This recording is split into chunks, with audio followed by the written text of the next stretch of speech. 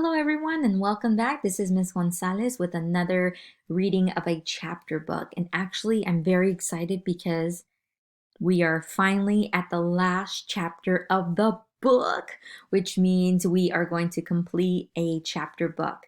And I'm so excited to have to have read this book with all of you.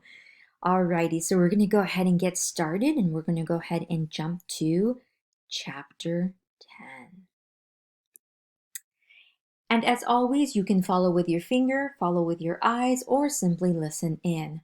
I want you to also, as we're reading, to make sure that you are visualizing what is happening in this story. So like a movie, once again, we're going to create the last chapter in our brains. And here we go. Chapter 10. Who are you? Really? Jack opened his eyes. Late afternoon sunlight shined into the treehouse. Our third gift, said Annie. She put the lotus blossom beside the pocket watch from the Titanic and the eagle's feather from the Lakota Indians. One more gift, she said to Teddy, and you'll be free from your spell. The little dog licked her hand. Hey, tell me this, said Jack. How did you know Teddy wanted us to hide behind the rock? Annie shrugged. I just knew, she said. I think I saw it in his eyes. You did? Jack looked into Teddy's eyes. The little dog tilted his head and stared back at her. Teddy's eyes twinkled as if they had held many secrets. Who are you? Really? Whispered Jack. Now remember that Jack and Annie are on these quests or these challenges and to accomplish finding all the gifts so that they can free Teddy from a spell that he was put under. Now Teddy at this moment is a dog, so Jack is wondering who really is he? Is he really a dog, or is there someone else who's trapped inside of that dog in the spell? Teddy just smiled a doggy smile, and wagged his tail.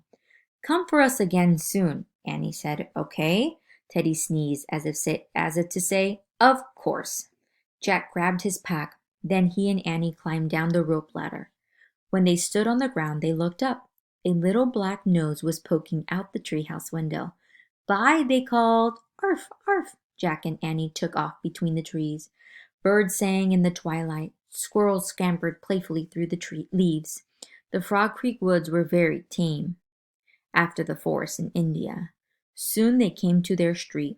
As they walked to their house, the last bit of daylight was slipping away. Now, what it sounds to me, boys and girls, is that their tree house is not maybe in their backyard. Maybe they have to walk a little bit in order to get to that tree house, which is in the Frog Creek woods.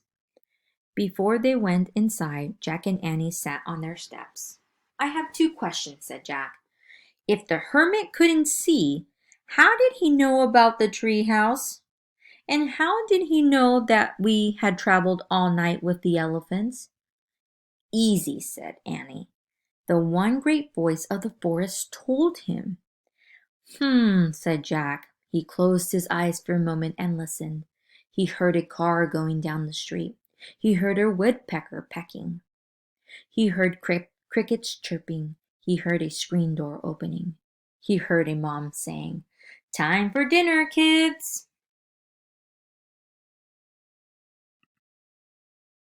All the sounds were like one great voice, the one great voice of home.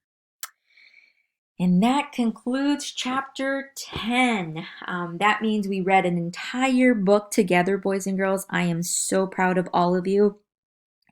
Thank you for being persistent and sticking through and not giving up. Sometimes when we read a chapter book, we feel like it is way too long. But if we do a chapter a day, we can get through it. And that's exactly what happened in this book. We were able to complete it as a team, and we were able to chunk each chapter so that we can finish this book. How amazing is that? Give yourself a pat on the back. This is a great accomplishment. If you've never read a chapter book before, this is an amazing accomplishment. Now, if you have read chapter books before, this is awesome because now you can add another title of a book that you've already read. So thank you so much. I can't wait to read another one with you all. And thank you so much for joining me every single day so that we can get more information on the world. And it gives us really our brain, it gives our brain that power to know that there's more out there than just what we see on a day to day. So thank you once again, and I am so proud of each one of you. Thank you.